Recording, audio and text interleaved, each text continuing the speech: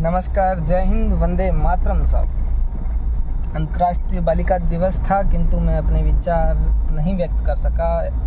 मैं अपनी शुभकामनाओं सहित एक अच्छा सा एक वीडियो बनाकर मेरी बहनों को समर्पित करना चाहता था किंतु नहीं कर पाया। समय के कहते समय नहीं था।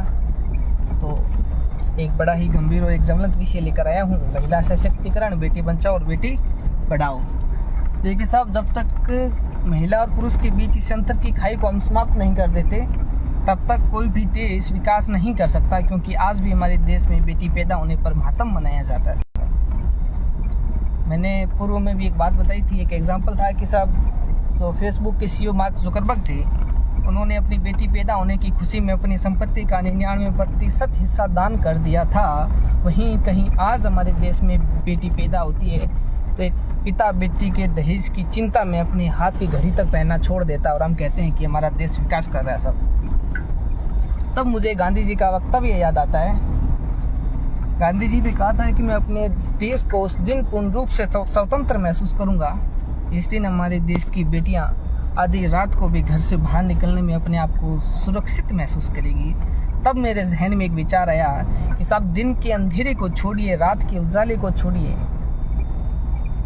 आज तो महिलाएं अपने आप को माँ की कोख में भी सुरक्षित महसूस करती है और हम दावा करते हैं कि 33% या 50% आरक्षण देकर हम महिला सशक्तिकरण करेंगे।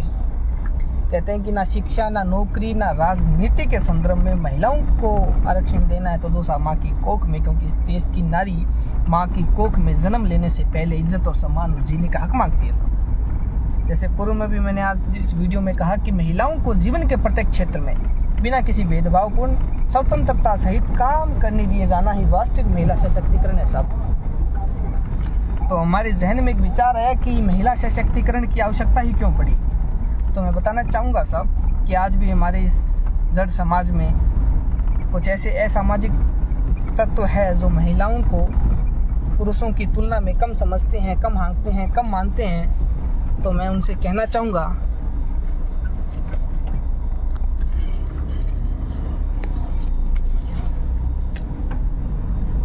रास्ता क्या थोड़ा सा उबड़ खाबड़ है, कहीं बाहर गया हुआ था तो अभी वापस लौट रहा हूँ।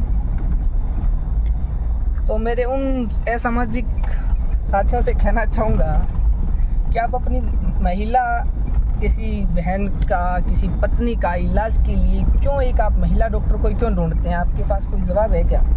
जब आप